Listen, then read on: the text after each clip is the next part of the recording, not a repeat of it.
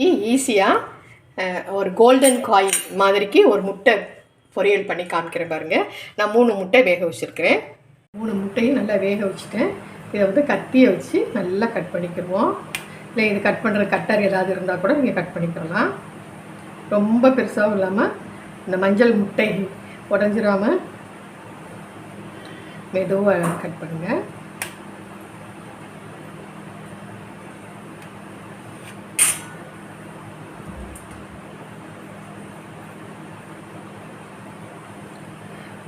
இது வித்தியாசமாக இருக்கும், கோல்டன் காயின் மாதிரியே இருக்கும்.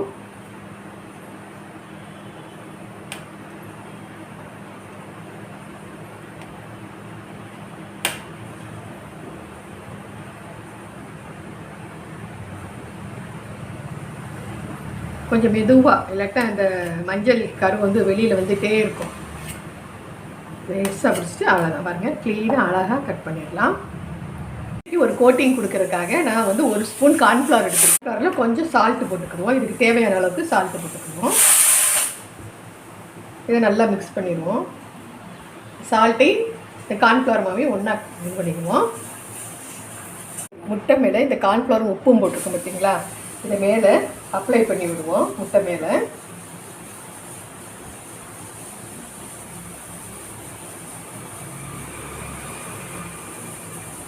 இப்படி பண்ணும்போது அந்த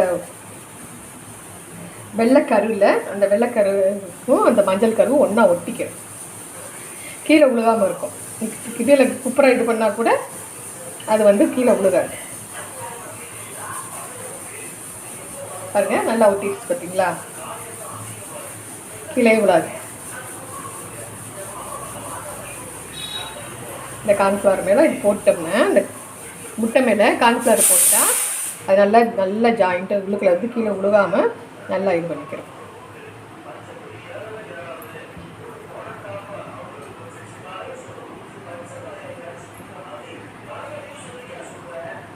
அவ்வளோதான். இதே மாதிரி எல்லாத்தையும் நம்ம எடுத்து வச்சுக்கோம். வந்து இப்போ முட்டையெல்லாம் கட் பண்ணி நம்ம வந்து கார்ன்ஃப்ளவரும் உப்பும் போட்டு நம்ம மேலாப்பில் போட்டு வச்சுருக்கோம்.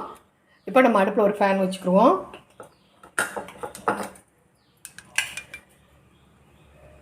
இது கொஞ்சம் ஆயில் போட்டுக்குவோம். ஆயில் நல்லா சூடாகட்டும்.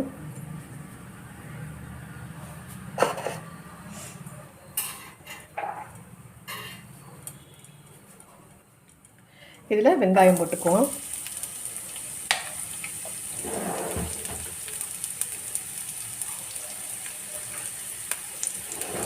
வெங்காயம் கொஞ்சம் வதங்கிக்கிறட்டும், ரொம்ப வேண்டாம், கொஞ்சம் வதங்கிக்கிறட்டும். இந்த முட்டை ரொம்ப வித்தியாசமாக இருக்கும், ரொம்ப டேஸ்ட்டாகவும் இருக்கும், பார்த்த உடனே ஒரு அழகாக இருக்கும்.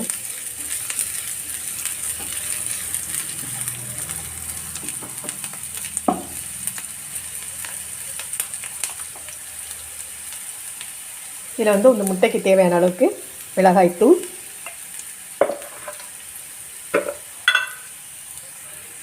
கொஞ்சம் மஞ்சள் தூள்,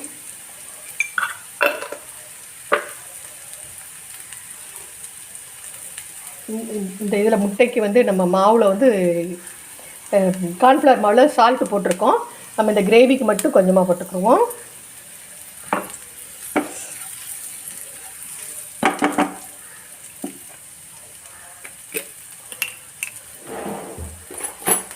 இதில் வந்து கொஞ்சமாக 1 ஸ்பூன் சோயா சாஸ்,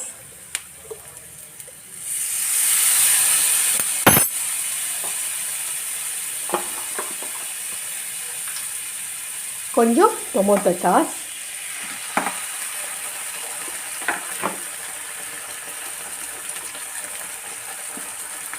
அவ்வளோதான். இது ரொம்ப ஈஸி, குயிக்காக பண்ணிடலாம். இது பேச்சுலர்ஸ்லாம் வந்து சாப்பிட்டிங்கன்னா ரொம்ப சூப்பராக இருக்கும்.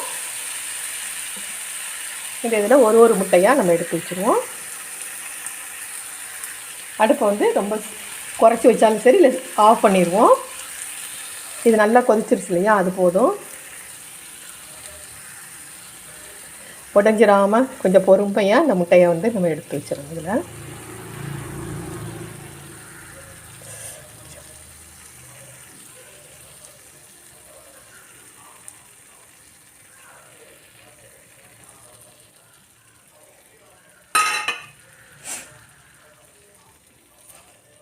மேலே மெதுவாக பெரட்டி விட்டுறணும். அவ்வளோதான்.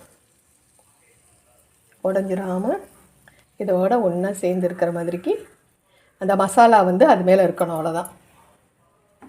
அதே மாதிரி நம்ம எல்லாத்தையும் ஒன்று ஒன்றா அப்படி பெரட்டி பாருங்கள். எவ்வளோ அழகாக இந்த கோல்டன் கலரில் சூப்பராக நல்லா நீட்டாக வந்துருச்சு பாருங்கள். இது ரொம்ப டேஸ்ட்டாக இருக்கும். இது வந்து டயட்டில் இருக்கிறவங்கெல்லாம் வந்து இதை செஞ்சு சாப்பிடலாம். ரொம்ப நல்லா இருக்கு பாருங்க.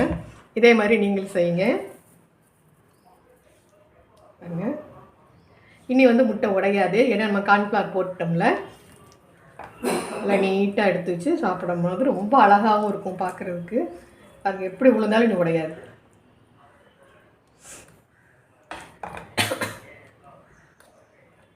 இது குழந்தைங்களுக்கெல்லாம் கொடுத்தோம்னா ரொம்ப விரும்பி சாப்பிடுவாங்க.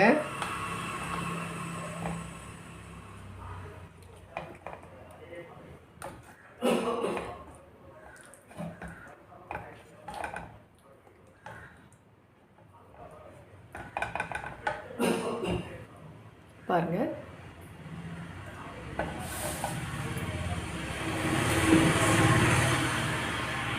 நீட்டாக நல்லா நம்ம வந்து இது பண்ணியாச்சு.